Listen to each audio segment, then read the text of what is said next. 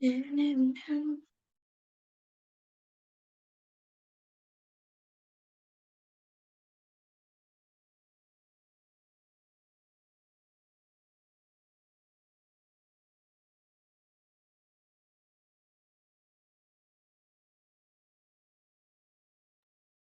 Brianna, how you doing? Well, how are you? How are things? I'm good. I'm a bit tired because I had a long day at Oh no. uh, one of those classes that I go to. But yeah, what about you? How are you feeling today? Well, I've run 8 hours of workshops in the last 2 days, including tonight. I finished a workshop earlier. So I'm a bit tired, but I feel energized. So I'm excited about this. It's talking about things I love to talk about. But it's been a busy week. Yes, Jesus Christ. And you were you like the only person running these workshops, or did you? Yes. Yes. Yes. Oh my God. Wow, that's This crazy. workshop was a two-part workshop, 3 hours each night, and it was on business development and strategy for artists and creatives. So that was 6 hours of content. And then I do social research and anti-racism work. So I'm part of the Collective Scotland. So they've just finished a project on looking at underemployment and unemployment for BAME communities in Glasgow. So I just did a last workshop with them on power and lived experience and participation. So that's what I finished just now. But thankfully, during the day, I've been resting, and I had to give a talk yesterday in Edinburgh, like in the afternoon. But otherwise, like it hasn't been. It's been balanced out with resting and other things. Yeah, that's good. Jeez. And the things you were doing were big brained thinking. When I heard the business strategies, and then I was like, oh God, like you really had to get those neurons firing. And oh, jeez. I literally went to class and we were just playing games for like maybe 3 hours, and that exhausted me. So, Sounds very good. yeah. What's your secret? How do you stay so on it? I think I'm a person that is super extroverted and social, but I'm an introvert. So I Mhm. live on my own. I spend time by myself.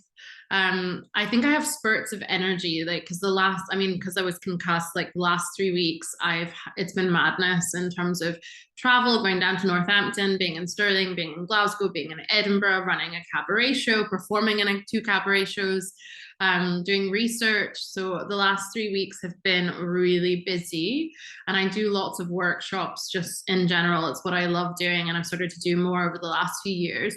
But I think because it's like spurts of energy and that's the way my brain works, it works quite quickly. Then I have loads of downtime too. But I think most of my friends would tell me that they think I'm busy all the time. So I don't know. Oh my goodness. You keep yourself active, which is good, which is Yes, very good. we're getting into, darkness and early nights and wintry times. So I think it's also time to just get cozy and be indoors.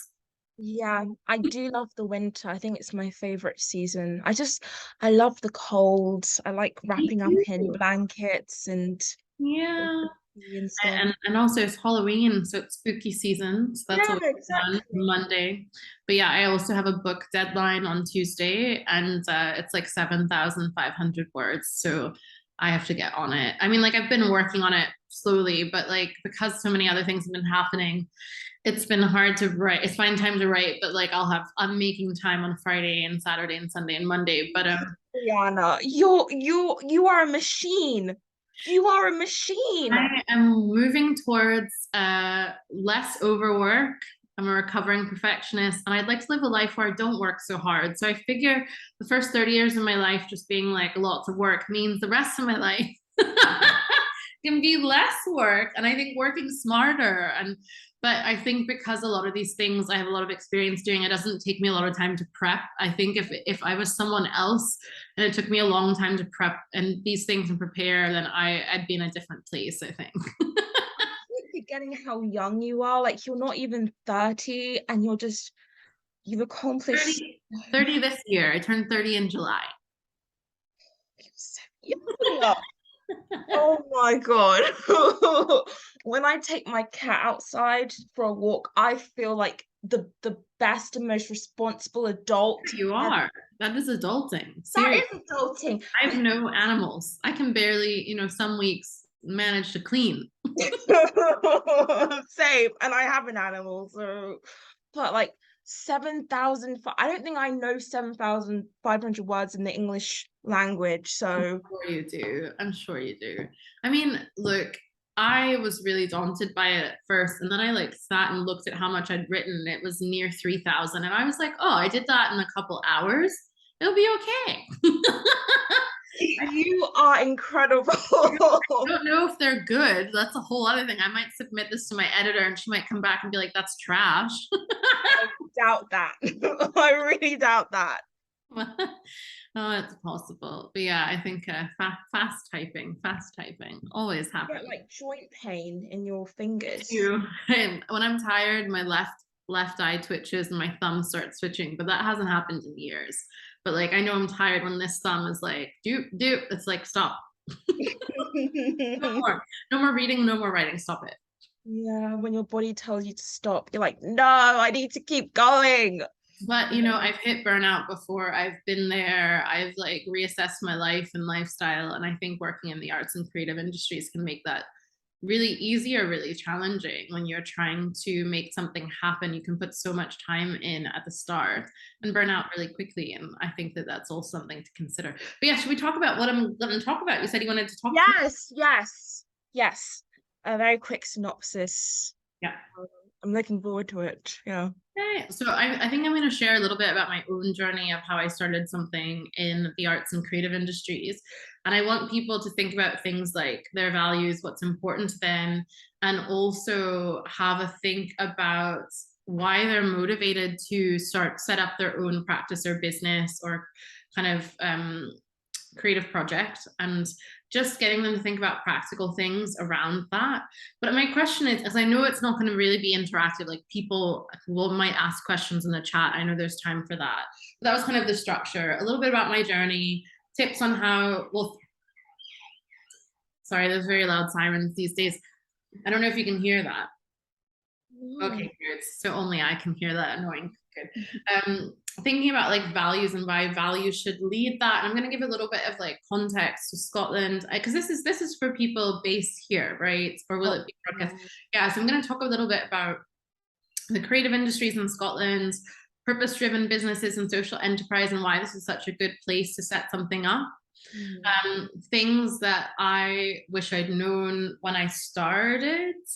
And then also just getting people to think about sustainability, like longevity. How do you do things long and make them last? Because I think we have a big issue with that. And I think there's also something to this where you can also set something up. It doesn't have to last forever. That's fine too. The kind of pop-up nature of things, festivals or organizations that set up that are only there for a few years is completely okay too. So I'll talk a bit about that, and then some tips on, because I know that it said like raising money and funding and all sorts. So I'll talk about that a wee bit. But I know, so it's an hour, and I think, did you want to leave 10 minutes at the end for Q&A or longer? I think that was like the original plan, but to be honest, whatever feels natural to you. I think whatever feels organic and sort of feels like coherent, I think I'll be fine. Yeah. Okay, so that's the plan. Any thoughts? Anything I should add? Or I think that's a good plan. I think that's a very good plan. So I don't want to tamper with it at all. I do like the red sort of outfit that you have going on. The red Thank you. I had on like a lighter lipstick. I was like, I should just go all red. Yeah, might as well. It sort of reminds me of the Taylor Swift album that just came out. I haven't seen it or heard it yet. I've seen lots of memes. Is it good? There's one song that, when a song like attacks you in a very visceral way. Yeah. Which song is it? It's called Anti-Hero. I think it was written by Billie Eilish and Phineas, her brother. Yep. Yeah, that song, it's very, I don't know if you've heard the term femcel, but it's very like femcel adjacent, that song. Well, I don't know if I have. I've heard of incels. What are femcels? Where have I been? No, you've been out in the real world talking to touching grass. Fem cells. You haven't been in the dark. Fem cells basically like, you know, Fleabag, Yep. the main character in Fleabag.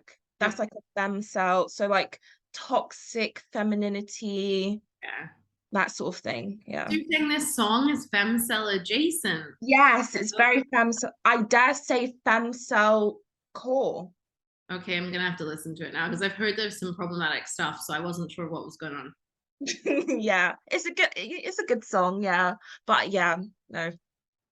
Are No, you a big Taylor Swift no one fan? needs white feminism and toxic feminine. Like no one needs it. We've got enough stuff to deal with in the world. I know. Speaking of white feminism, there's like a song with Lana and Taylor Swift. Not Lana, I'm sorry. I canceled Lana years ago. Like I love her music, but you saw Yeah, the whole thing that like happened a few years ago, and I was like, yeah, ooh, Lana Del Rey. And I then I know. found out she was dating a police officer and she was so conservative. Yeah, I was like, ooh, I know. okay. The question for the culture Instagram post will forever live on in the darkest recesses of my mind. I'm just like, That was Lana, shut up. Just sing, just please. right. By the way, it's 7:01. Should we start? 7:01. Okay, let's start. So I'm recording. Is that okay? Yep. The future, yeah. So just for like, you know, people who are watching at home, this is Briana Pegado. Is it Pegado? Pegado. Pegado. She is a very successful woman in the Scottish film industry and the film industry as a whole. She was the creative director of Fringe of Colour. She constantly does work to promote the voices of Black people, POC, and other oppressed creatives across Scotland. She was the executive director of Creative Edinburgh and a co-director of Creative Informatics. She went to University of Edinburgh, and she's currently the chair of the YWCA Scotland, the Young Women's Movement, an intergenerational movement that supports young women's leadership. Brianna also founded the Edinburgh Student Arts Festival, an award-winning social enterprise that provided a platform for emerging artists and creatives. And she was named Scotland's top 10 social innovators in 2017. In 2015, and in 2017 she was named one of Scotland's 30 under 30 inspiring young women. And to make you guys feel even more trash about yourself, Brianna is only 29 years old. I'm 30 now. She's achieved so many things in her life. I yeah, honestly, like she's just amazing, and she's going to be giving a talk to you about social enterprise and also staying true to yourself when creating different things, and also just, you know, how to engage with, you know, your local community in Scotland. If you are Black in Scotland, this is going to be a very beneficial talk because Brianna's basing most of her talk in the context of being Scottish. So without further ado, Brianna, take the floor. Hello. Thank you. Thank you. Thank you. That was such a gorgeous introduction. And I don't want you to feel trash about yourself. I hope by the end of this, it's the opposite of how you feel. And I know that hearing a long list of things read off in a bio is always not a great way to start, but I'm gonna turn that in our favor, actually. So just to start off, I mean, I've been in Scotland my entire adult life, and I know a lot of us that live in Scotland as Black Scots or people that have migrated and have made Scotland our home are kind of really navigating that space. And I think kind of in the aftermath of 2020, it's been a much more interesting, difficult, challenging, oppressive, tokenistic and opportunistic space for us in Scotland. So just going to rewind and tell you a bit about my story and how I started off in the arts and creative industries and why values are so important. But basically, it was around 2010, 2012. I was at university. Edinburgh College of Art was bailed out by the University of Edinburgh because it was in financial trouble. And I'd already always grown up as a very creative person. I loved to dance and I loved to paint. I was in an all-girl punk rock band when I was 11 to 15, 16. But I grew up in a family of artists and creative people that did not pursue the arts as a career path, because as a Black family, especially in the United States, around the time that my grandparents and mom and dad were growing up, though my dad is from Angola, there was this whole notion that like you didn't do the arts as a career. My grandpa did voiceovers and still does community theater, was in a couple of TV series as an extra, and loved film. So I was always seeing films in the background at his house, my grandparents' house. My mom trained as a ballet dancer at one of the first and only, at the time, historically Black ballet schools in the US. It was run by two queer women, Mrs. Jones and Mrs. Haywood, and it's called Jones Haywood Ballet. And they lived upstairs in the house above the ballet studio, and they had the ballet studio in their basement, and they taught ballet. And ballerinas did go on to become professionals at that time, but my mom went off to uni, came from a very working class family, and the whole notion of pursuing the arts as a career path that was, actually going to be safe was not a thing. My uncle, meanwhile, played the drums. My dad was always a very creative person. He spent a year, I think, studying architecture and didn't finish. And I'd wake up in the morning to architecture sketches and designs on the dinner table because he worked from home. So I would always see creative things around me, and I always loved to dance, to write, to paint. And that's kind of brought me through. But fast forward to 2012, this merger happened between Edinburgh College of Art and the University of Edinburgh. And I was studying sustainable development. So I was looking at the climate crisis from an economic, social, political standpoint. And you're probably thinking, what does that have to do with the arts? And I know that there's going to be a session on how you can work in the arts without a degree. And I think, it's important for me to say, I don't have a degree in the arts. I didn't go to art school. And I really felt really creatively stifled throughout university. I'd see my friends running club nights or doing things for fun or doing photography for fun, and I had no outlets. And I remember going over to the art college after the merger and saying, can I take some outside courses here? And the administrator at the desk was like, are you new here? You surely don't get how this works. She said something like, not on my watch. And I was like, okay, savage and hostility. So that wasn't an option.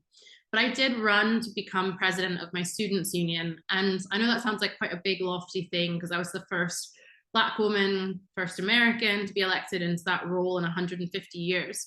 But I did it because I was so upset about how student politics and world politics were impacting me directly, were impacting students, in my community and my friends. And I was an international student, and there was such a hostile environment policy happening.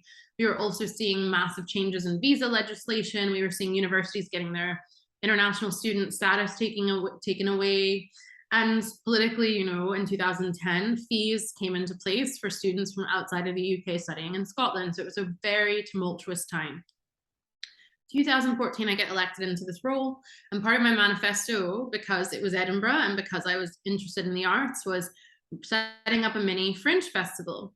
I went to the principal of the uni at the time, who sat on the board of the Fringe, and I found that out and knew that. And I asked him for money to run this festival.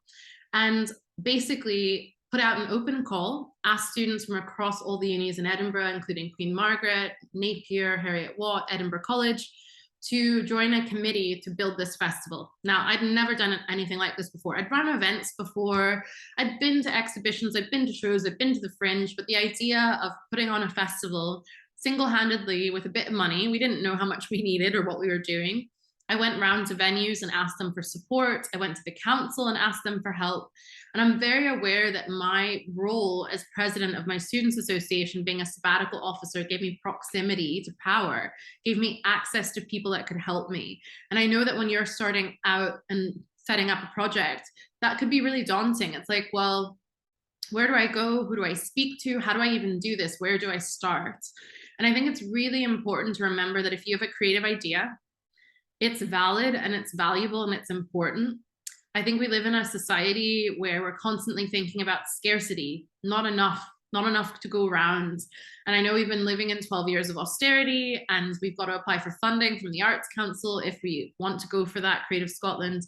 But as someone who's never gotten any funding from Creative Scotland in my life, and as someone who ended up setting up something that lived and existed in the social enterprise community, there's a lot I want to say to you about that tonight, because 2012 the number of people setting up social enterprises in Scotland increased by 90%. So there was this huge kind of influx of people setting up community interest companies and purpose-driven businesses. Now, you might hear this and think, again, what does this have to do with the arts? And I'm going to go back to my degree a bit, because thinking about the world that we want to live in, a sustainable world, an equitable world, a safe world, a world that's not burning up, we kind of have to spend some time thinking about, how do we make change? How do we change systems, change policy, change people's minds, redirect and redistribute power and money? And so much of my degree was learning about how depressing the future was, right? And I left that and I was like, I can't get into campaigning or climate politics or climate science, because like, this is so depressing. But I think the thing that kind of inspired me and made me think differently was artists and creative people. And I know that sometimes you make arts and creativity and make films and tell stories for the sake of those stories. It doesn't have to be for some social, political issue or movement or cause.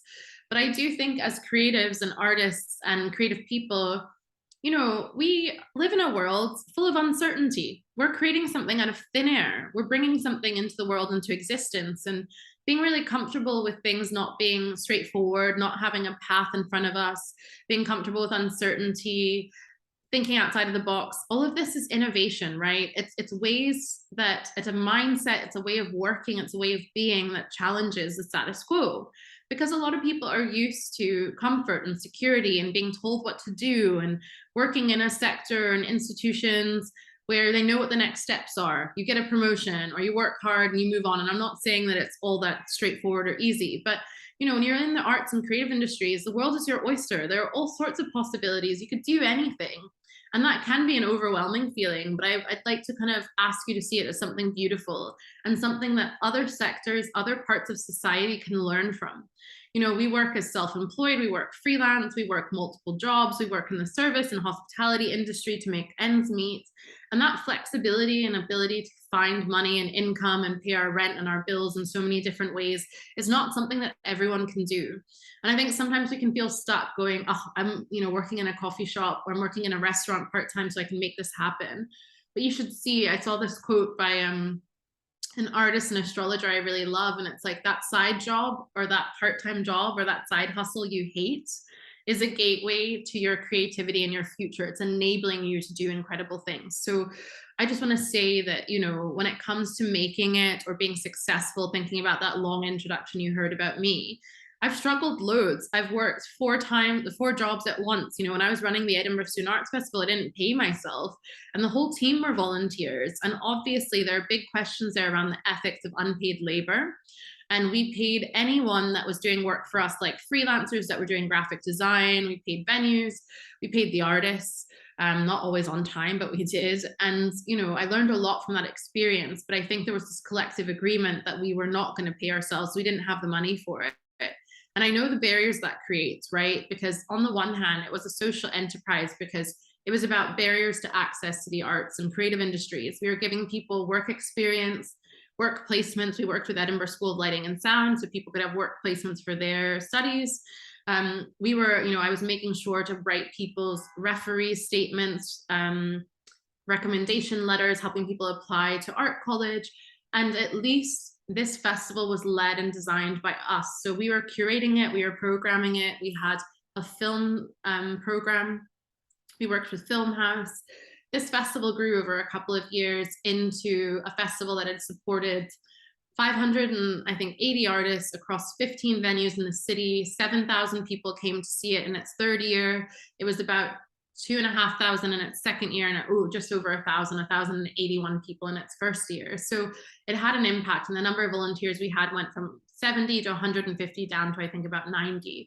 So I still meet people today that say, you know, the Edinburgh Student Arts Festival helped launch or give them confidence. I'm not going to say it launched their career, they launched their own career, but it gave them confidence to go for things, to apply for things, because they finally had a platform where either they'd shown their film, exhibited their work, run a workshop, put on a theater event, a dance event, a comedy event, sold their crafts. And so there's something so important about that collective power and to have that collective voice. And I think back to what I was saying earlier and back to this question of where do you start?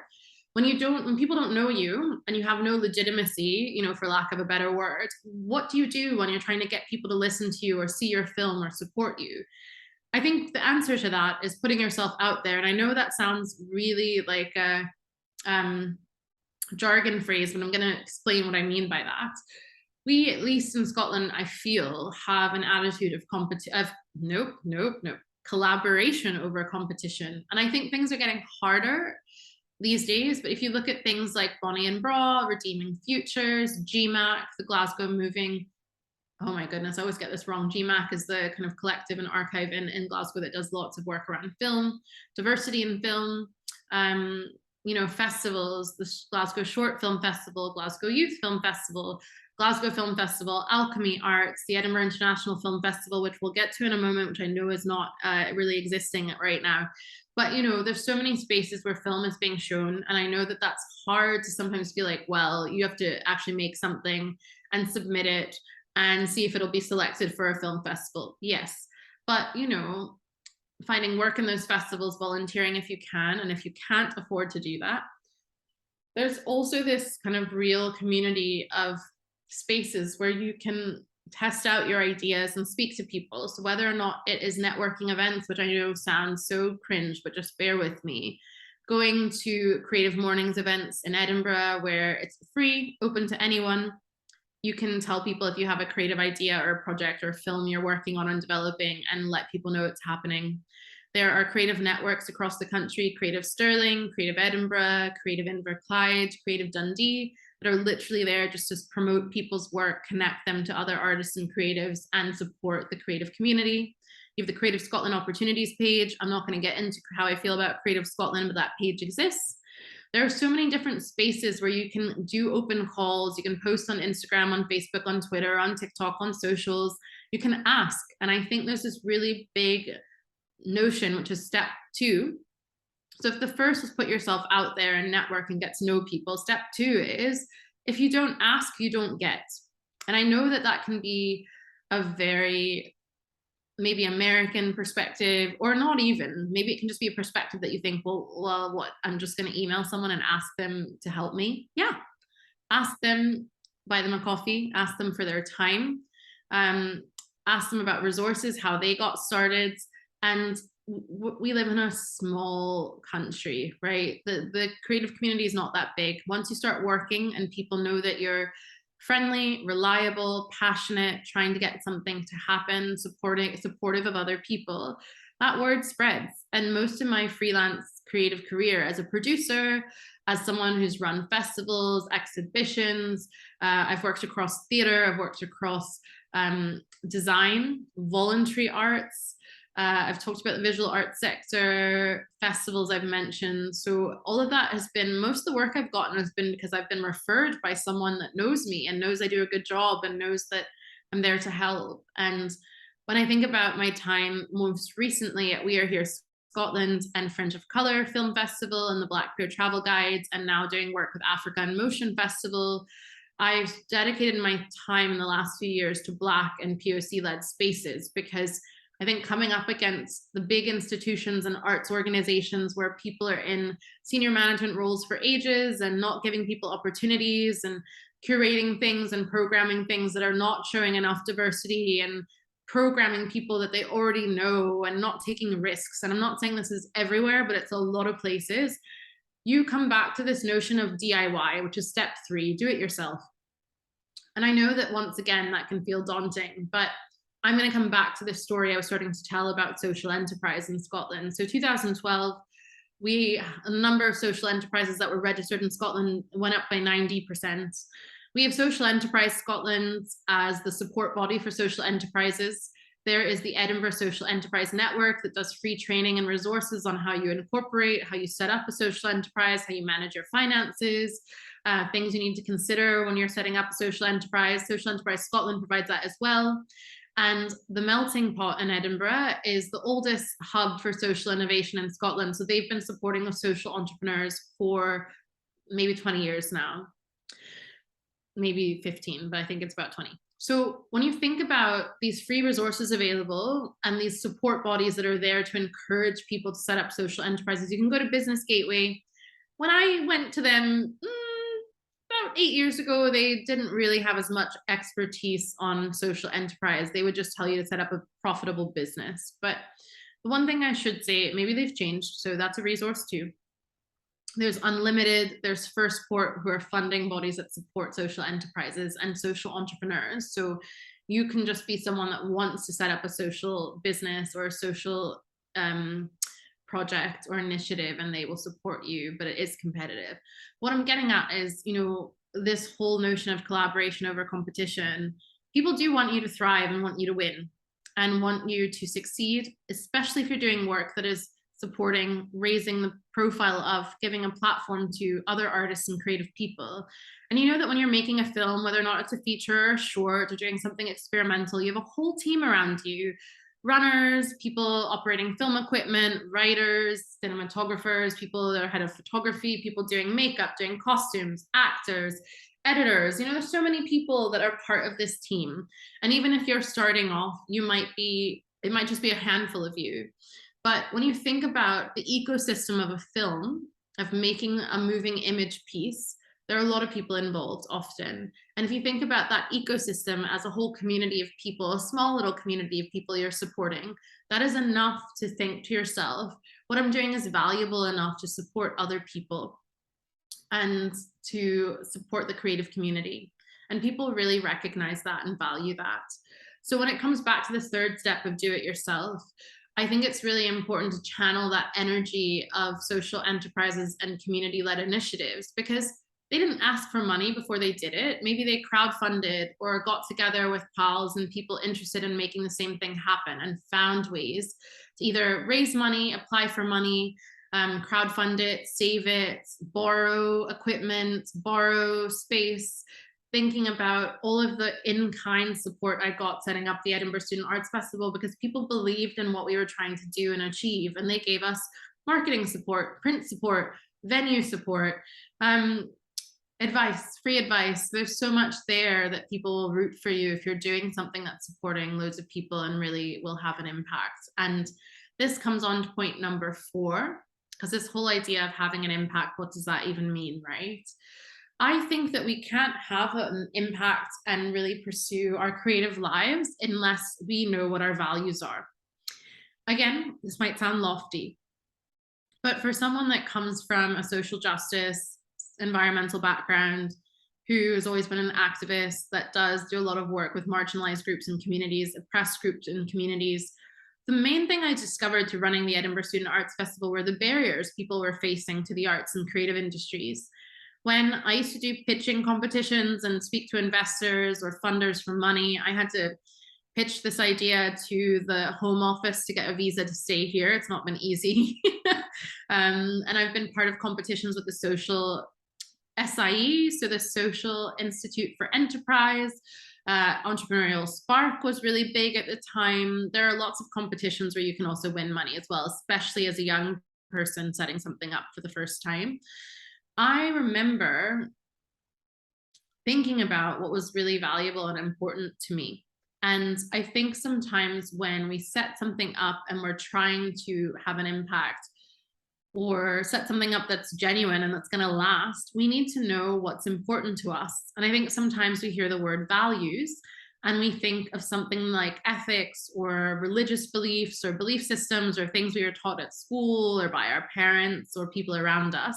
And that might influence your values. But when I say values, I literally mean, what are the things that are most important to you in your life? What are the things that guide your life? And that can be quite hard to just ask yourself and try and unearth and understand. But it's things like, is it justice? Is it peace? Is it fun? Is it joy? Is it creativity? Is it freedom? Is it spaciousness, having space to do what you like? Is it leading your own life and making your own decisions? Is it money? There's nothing wrong with that. That can be a value. Is it stability? Is it security? Is it safety? So knowing all of these things means that when you're making decisions that are entirely yours and there's no path in front of you, you're just making it up as you go along, it makes it easier to check in with yourself and make sure you're on track and you're not compromising yourself. and you're doing things with the right people, and you're doing things with people that genuinely align with what you believe in and want to support you and are going to be there when things get tough. Because if we think about kind of what the next step of all of this is, things are not going to be easy all the time, and it might be a bit of a struggle. But some of that is because no one really knows what they're doing. I think people who are in the industry a bit longer have more experience, obviously, of making films and making work. But each film, each project is different. So yes, you can bring things you've learned previously into this next process, but it's always going to be different. The dynamics of who you're working with, the story you're trying to tell, the actors you're working with, your set, your locations, like it's different. So I think it's really important, if you're ever feeling any imposter syndrome, to remember that everyone's making it up as they go along. Some people are making it up as they go along based on a bit more information and lived experience, but it doesn't mean that what you're doing isn't valid and valuable. And I think sometimes in society, we really value age and seniority and past experience. But, you know, in my experience, everyone has something important to contribute to a story, to creativity, to a journey, to a creative life, to a creative industry and sector. And, you know, sometimes people get promoted simply because they've been around for a long time, not because they have the right skill sets or they're good at what they do. And so if you think about that and think to yourself, actually, I could do this. I could learn to do this. I'm passionate and interested and have the drive to try. Then I think that's actually so much more valuable sometimes than people in a sector that are in it just because that's what they do. And I'm not making that comparison to kind of put other people down, but it's just to say that there's so much that you have to offer, and don't let the fact that you've never done it before hold you back, because remember that everyone is making it up as they go along. And what I learned when I was running the Edinburgh Student Arts Festival, because I know some of this session is about managing a team, managing finances, growing something, making it happen, is it's very important when you're working with other people for everyone to be clear on what their role is. What is their contribution to this project? Where does your role and the things that you're doing starts? Where do they end? And where does the other person's kind of role start, begin, and end? So I say this because sometimes we try and create something new, so we're not recreating negative experiences we've had before. So for example, I prefer working on my own as a consultant, working independently and freelance, because I've had terrible micromanagers. I've worked with people that didn't really know what they were doing. And by doing that, because they weren't honest about the fact they didn't know what they were doing, harmed a lot of other people because they made decisions that were not great. They didn't ask for advice. They were trying to control situations in ways that were not helpful. And this gets on to some advice I have around leadership and guiding things and running things. As a leader, I think the values of showing strength and being steadfast and never letting anyone see you sweat and knowing what you're doing all the time is really outdated, misogynistic, and old school. I think actually when we're building something together, thinking about a flatter hierarchy, so not having these hierarchies of who's responsible for things all the time, is important. Now, what I said a moment ago about being really clear on people's roles, what your role is and what's theirs, there should still be some clarity around who makes final decisions, or who in the team collectively makes decisions, right? If you're the director, it makes sense that you're making certain decisions about things, right? So I'm not saying that we do away with who has responsibility for things, who's accountable for things, and who makes decisions.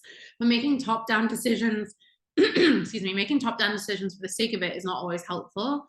Being transparent about what we don't know, about our resources, about things that we're working through, problems we're having an open policy around our teams makes for stronger, healthier, safer workplaces. And I was at an event earlier this week on leadership, and we were talking about leadership changes and rewriting the rule book was the phrase. And I was really ready to be transparent and open about mistakes I've made, when I was running the Edinburgh Student Arts Festival, I had no boundaries. I was so passionate about what I was doing. I was up in the middle of the night. I had an idea. I sent someone a text, or I sent someone an email. I mean, my team got emails from me at 3 a.m. often, which was ridiculous. And that was not healthy workplace culture. That wasn't fostering a community and a space of well-being. I wasn't thinking about my impact on other people. And I wasn't thinking about the pressure I was putting on other people to work as hard and as much as I did, simply because it was my baby, it was my idea, and I was excited. But thinking about the impact we're having on other people and boundaries, you know, I now, if I wake up at 3 a.m. and have an email to send, I schedule it to send out at a normal time. And then there's no expectation to respond. Or I think about burnout a lot more now because I've experienced that loads. And I think those of us who have set something up before, a project, an initiative, a company, a social enterprise, started freelancing, you could work every hour of every day if you don't have any boundaries around work and life. And especially if you do something you love and you're passionate about. I'm so tired of hearing the quote, you know, if you do something you love, you won't work a day in your life. That's 50% true and 50% not true, because the flip side of that is you work every day of your life because you're so excited and passionate about it, it just takes over. And I think there's a real passionate creative spirit around that, you know, not having boundaries, going with the flow, going with a creative process, which is a real benefit and beauty, part of the beauty of being a creative and being an artist and having a creative mind. But, you know, the other end of that and the extreme of that is like, where do you make space for your team to flourish and thrive? Where do you make space for yourself to flourish and thrive so you're not overworking? And I know this isn't everyone's experience, and not everyone is going to sit here and go, wow, I've definitely been in that situation. I'm not saying you have, but it's just thinking about self-care, fostering an ethics of care in the spaces you're working in, because we know there's so much unpaid labor in the arts and creative industries, expectations that you're going to go the extra mile, or if you don't drive, you don't get certain opportunities. There's so many barriers in place. During the Edinburgh Student Arts Festival, the barriers we discovered, especially because our festival was set up as a reaction to the summer August festivals and July festivals, was it was too expensive to participate in the Fringe, often low pay. The time of year didn't work for a lot of people because they were doing other work. It was the summer, they were away, or they were making ends meet in other ways. And yeah, back to that whole sense of that lack of legitimacy. No one knows you when you're first starting out. So how do you get programmed or selected for a massive festival or one of the other massive festivals if no one knows you? And then this whole idea of this lack of voice, you know, as I said earlier, it wasn't emerging artists and creatives and filmmakers and people from diverse backgrounds making those decisions about programming and curation and who's on their team and what sort of stories and content and films and topics artists were going to explore in these festival programs. That just was not up for consideration. I think that's changing now. And I think there's real pressure we're putting on the sector by doing it ourselves, setting up our own festivals and our own initiatives, making our own films happen on lower budgets. That is shifting things. But it's the outside pressure and power of doing it yourself and making it happen and asking for help and looking for funding and resources and getting like-minded people involved and treating them well and being transparent about the things you don't know and being open about decision making that is creating a space for things to change. So I think it's so important when you're in leadership roles and positions to reflect, to be open to criticism and to reflect on your own choices and decisions. I've not got it right a lot of the times. I've made a lot of mistakes.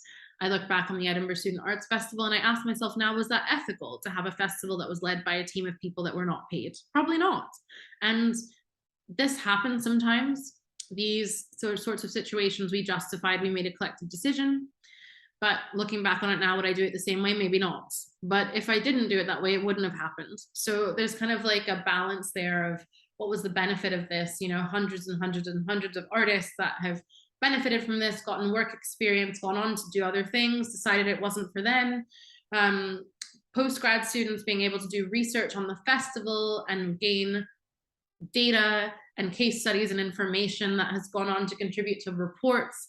I remember there was a researcher who got in touch with us who was writing a report called Panic. It's an arts emergency, and it was exploring growing inequalities in the arts and creative industries. It's still out there, you can Google it, and it's commissioned by Create London and the Barbican, and research was done by researchers from the universities of Sheffield and Edinburgh.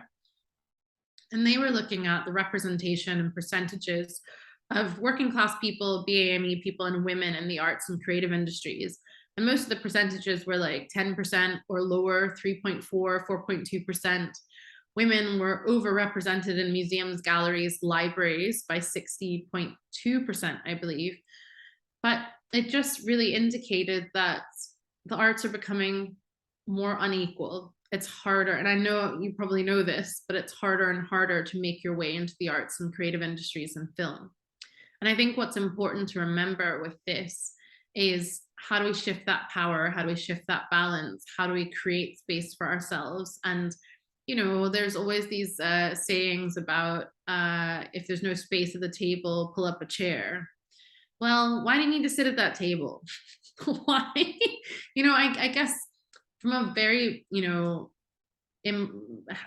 there's an important point there around, yes, you need funding, your films need to be seen, you need to network, you want to make it your impact, you want to make sure that you have all the resources you need. So yes, I'm not saying that you should completely disengage with large funders or institutions or festivals. I'm not saying that. What I'm saying is, if you're constantly trying to prove your worth and the importance of your stories to these big organizations and funders and festivals, creating our own spaces to do this means that we're not constantly trying to prove ourselves all the time. We're constantly trying to make a point all the time, or not constantly being taken as this tokenistic, one-off Black or POC film or voice or perspective. And sometimes that's necessary, and sometimes we make the best of it, and sometimes that provides opportunities for us. But I think doing it ourselves and creating our own spaces and communities and sharing resources and knowledge, thinking about mutual aid, thinking about how we don't replicate the harm that we've experienced within institutions in the sector in our own spaces, which brings me back to that point about leadership and our teams and how we support and manage our teams. Just because, we experience unpaid labor or had to graft doesn't mean that we have to create those same conditions. Sometimes the money is not there. But the question is, if the money is not there and the resource is not there, should you do it yet? Should you wait? Can you find more? Can you think about the impact this is going to have on people in the longer term if everyone is kind of grafting to make something happen, which I do promote, that, have a go, try it. But in terms of the next point, which is sustainability, what does that mean in the long term? Because we don't always have to set up festivals or initiatives or create something that's going to last forever. There's a real beauty in things being impermanent, temporary, pop-ups. Like, look at the nature of festivals. They pop up for a few weeks or a month and then they go away. Yes, there's a year put into planning them. Or events. An event is a temporary thing. You go to this thing for a few hours, a party, a networking event, a film screening, a Q&A, an exhibition. It doesn't last forever. And I think that sometimes when we're in the creative industries, especially in the festival world, we have this notion that festivals need to happen every year and need to last for 70 years, 73. And when we look at what's happened with the Edinburgh International Film Festival and the Centre for Moving Image, and there was an announcement last week about doing the Rabbit Hole Festival running out of funding and looking for investment. Festivals like Hidden Door Festival sometimes start fundraising again, like the day after the festival's ended, because they're trying to make sure they have enough money for the next year. Maybe they're trying to cover their costs from the current year. Sometimes there's this question of, is what we're doing sustainable and worth doing? And by forcing ourselves to do it too soon or too quickly or too often, what impact are we having on the people making it happen? The artists, the team, the creative vision?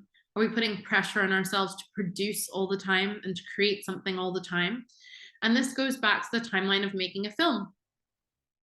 Can you spend 5-6 years making a film or a short?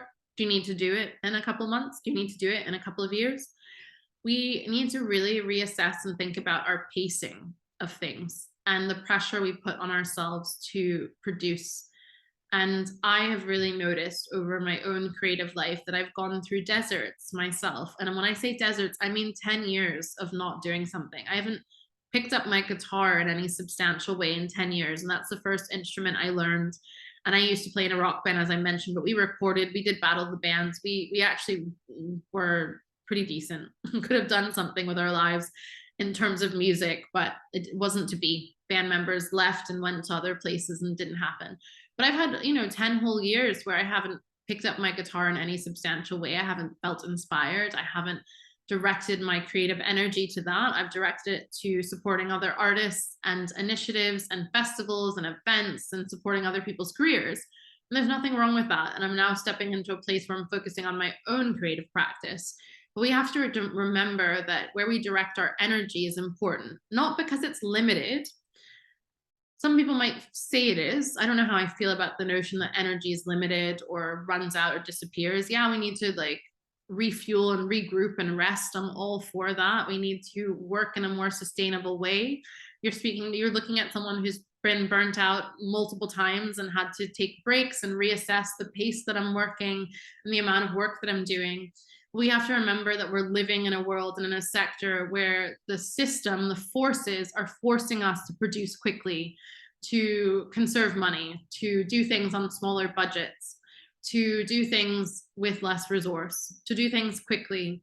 We are in an age of data, of artificial intelligence, of machine learning, of algorithms, of social media, of the internet, of look at TV series and films now. Look at Disney Plus, Mubi, Netflix, Amazon, all the platforms that are producing films at such a quick rate and have such massive budgets to be able to do that and can pull a series as quickly as they launch it, And with that kind of really fast-paced environment where consumers, customers, people paying subscriptions and watching these films decide the fate of these films, it's no different to things being in cinemas, but it's more heightened, it's higher stakes, it's quicker. The feedback that we get on our work happens almost instantaneously. A set of tweets could destroy a whole film project. You know what I mean? There's this real question of coming back full circle to our values. What is important to us in this process? Is it having a healthy, safe, good time where everyone feels and is equitably treated and making the film is actually enjoyable? And we're telling a story in an authentic way where we're taking our time to do the research, to produce the film, to find the right actors, to find the right team? Or are we making, and it doesn't have to be one or the other, but are we making something at pace to compete, to keep up? Are we feeling like, taking some space or some time out or doing lots of different things is going to negatively impact how people see us in terms of how legitimate we are as filmmakers, as creators? And I've been through that process so many times of asking myself, will this career move or this decision or this break be the end of me? Will people forget I exist? Or will people think the fact that I've jumped around to lots of different parts of the sector is weird? I've asked myself these questions. Or stepping away from this really important senior management role when it makes me unhappy and I'm being bullied and people are awful, should I just stick it through for my career? And I don't even like the word career. I never have. I think, portfolio careers and side hustles, I don't like that language either. I think that, we live a life, we have a vocation sometimes, we do things to pay bills, to make ends meet, we move around. I know that millennials, I don't know for Gen Z, but I remember reading a report a few years ago where it said millennials on average will have 46 careers. 46 careers. I mean, it's a lot of jobs. It's a lot of career paths. I certainly have probably had about 15 at this point when I look at all of the different roles I've had in the arts front of house, festival manager, producer, curator, exhibition assistant, building manager, studio manager, volunteer, workshop host, facilitator, marketing and PR person. And this brings me on to another point about setting up your own thing, your own initiative, your own film. You do have to remember that at the very beginning, you're not going to have that huge team or enough resource to support them. So you have to be prepared to be pushed outside of your comfort zone and do things that you maybe never anticipated you'd have to do or think about. I've learned so much, and I have this really broad set of skills because I had to learn how to manage financial accounts, make payments, pay business tax, hire people. I've never dismissed anyone, I don't think, but dismiss people, write job descriptions, apply for funding, send funders the right information that they need, get sponsorship, build partnerships, speak to councils, negotiate venues, manage systems that people have all of the information they need within a team if it grows bigger. Think about future plans and strategy. What's going to happen next? What's going to happen for next year's program? How is this organization going to grow? Being someone's mentor, supporting someone with their mental health, HR, if someone's having issues with a grievance or needing to know how to file their tax, making people paying people via payroll, speaking to lawyers. Like, I know this sounds like an overwhelming list, but my point is that there are people out there to advise you and help you. But yes, you do become a bit of a jack of all trades when you're setting something up yourself. And I find that fun. I find it joyful. It can be overwhelming at times, but you're not the only one doing this. There are other people out there that have done this before and had this experience. But also, the quote is not jack of all trades, master of none. It is jack of all trades, master of none is always better than a master of one. So if we think about the full quote, having all these skills and experiences and being open to making mistakes and getting things wrong and failure, though I don't know if I believe in the concept of failure in the arts and creative sector. Something doesn't work, we try something else out. We keep learning, we keep adapting, we keep changing. It's not failure. But being open to that, not getting things right all the time, things not being perfect all the time is part of the process. And I think part of the skill of a leader and someone that learns to genuinely support people, manage them in a way that they feel they have autonomy, they feel they have power, they feel they're part of a team, they're helping to make creative decisions, they feel supported, means not always getting it right, but means being super adaptable and super flexible. And if I'd say there's anything I wish I knew before I started, and a key skill or understanding of things I wish I had, was that is the most important thing. Having a learning mindset, being open to feedback, to change, to critique, knowing that nothing stays the same, and that's the beauty of it. Actually, that's the fun.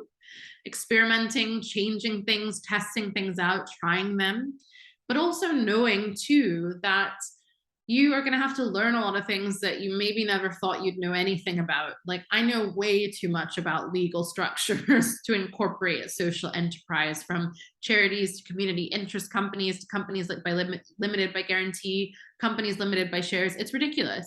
I know how to write a constitution for a company. The things that you think to yourself are really dorky or geeky, how to set up a board. If you're setting up a charity, you need a board of trustees. Setting up a social enterprise, you need a board of people that hold you accountable as the director, that are legally responsible for taxes, filing financial accounts. If anything happens, like you get sued, that's who's going to have to deal with that alongside you. And there are a lot of real dynamics in politics of making sure you get a good board, the right people with the right expertise that actually have the time to do it, that are there for the right reasons, that are there to support you, not block you, that are not going to be bullies, that, there's so many dynamics to this, and there's so much joy to kind of shaping that and learning how to make that happen. I think a good leader doesn't set up a board of just their pals so that they can do what they like, because that's not a good way to run anything. Who's going to ask you critical questions or question things that you might be doing which might not be the right thing to do? And how do we create an environment of critical friendship? So that's what we use in the governance world when we talk about boards and senior management and leadership. It's like, how can you have a critical friend, someone who loves you and cares for you and wants what's best, but is also happy to be a bit critical and be like, why are you doing that? Is that a good decision? And that helps us make decisions that have a positive impact on our creative life and our creative work. So I'm going to finish this up very soon, because I think I've given you all the wisdom that I have for this evening. But as you remember, a couple of the steps that I mentioned are, if you don't ask, you don't get. Do it yourself. Remember that everyone's making it up as they go along. Remember to put yourself out there. That was step one of, asking for help, meeting people, asking them to pick their brain, being respectful of people's time, but remembering that we are in this community of collaboration over competition and people do want to help. And knowing that you need to be super adaptable and be open to being uncomfortable, to learning new skills and not always getting it right. And I think that that's a formula for really true leadership and setting something up in a way that is genuine and is going to last. Or if you design it to not last, that's okay too.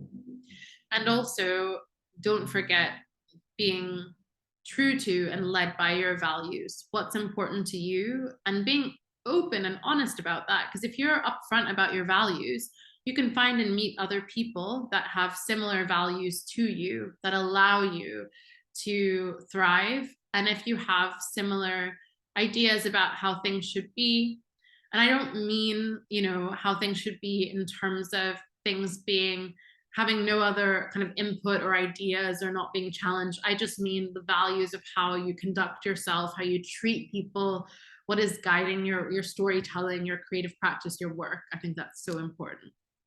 So I think we might be opening up to questions, maybe.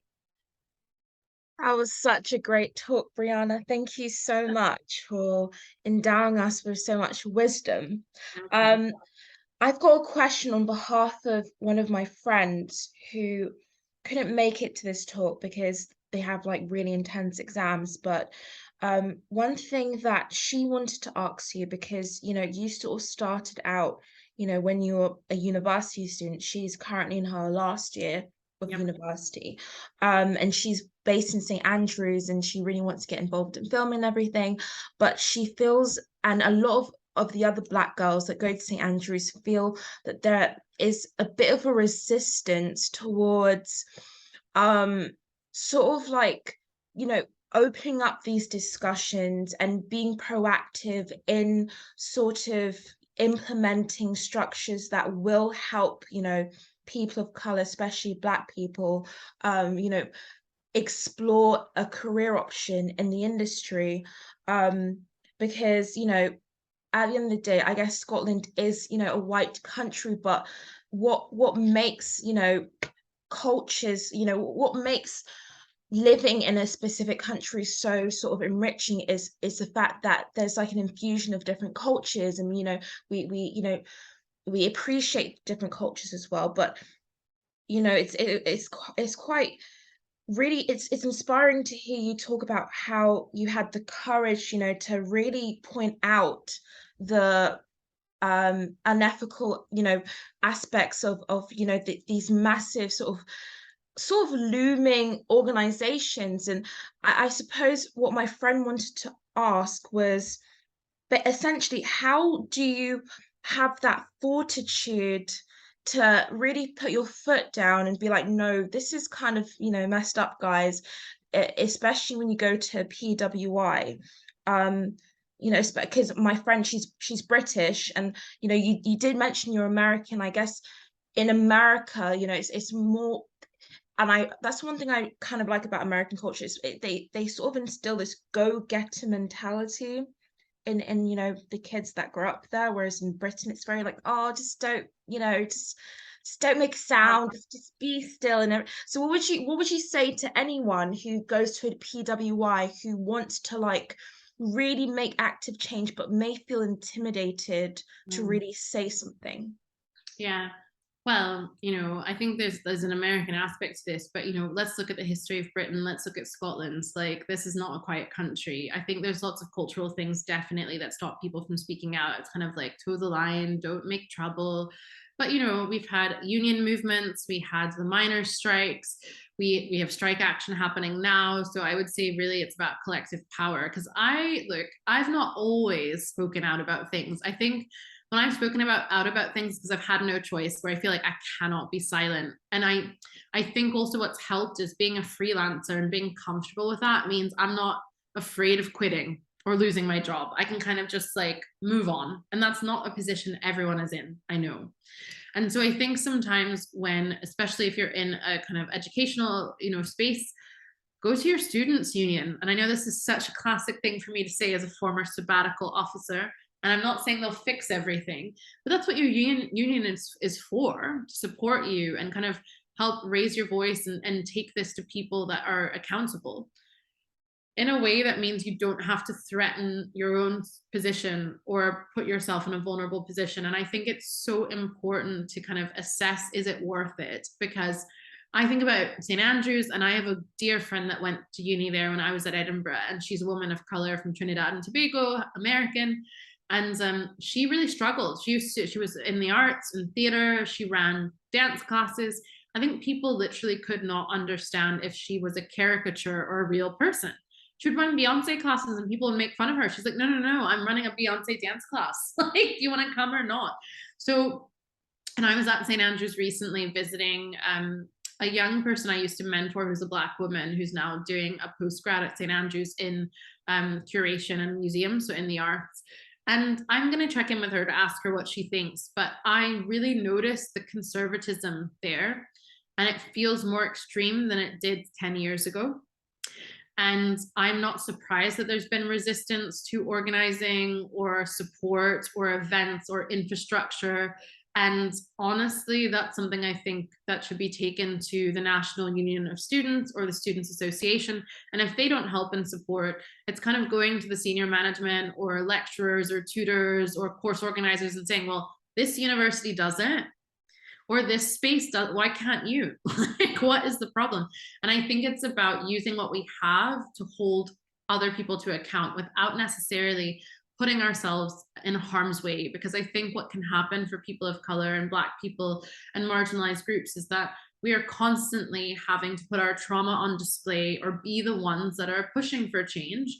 Where are the allies and advocates that have more power and safety calling all of this stuff out? And I think it's about asking them, because this shouldn't be about the most vulnerable constantly having to sacrifice ourselves. That's kind of why I've stepped back from doing lots of front-facing senior management work in the arts. I got to a point where I was like, I'm not going to be your whistleblower, provocateur. I'm not going to be the only one in these spaces saying the obvious, bringing you data, information to go, this is unequal, this is unfair, this is unethical. I now focus on spaces where I have good allies. People want to make change and are willing to redistribute power, let go of control, do the work. Not easy, it's not everywhere, but I think it's important to have safety in numbers, go to other people that are less and less vulnerable and risky places and ask them to advocate and bring examples from elsewhere. I think an institution, a university like St. Andrews will probably get upset if you go, well, Edinburgh, Glasgow has all this stuff, so what are you all doing? If you're in the top, league tables of student satisfaction and best universities in Scotland, and here are other ancient universities that have sorted this out, so sort your stuff out. I think that's a fantastic answer. And one thing that I really loved about your answer is that balance between, yes, making noise, disrupting and really like holding the powers that be, accountable for their lack of, initiative and their lack and their inaction, but also looking after your mental health. And, I feel like Black women, and it's a group of Black girls in St. Andrews that have this problem.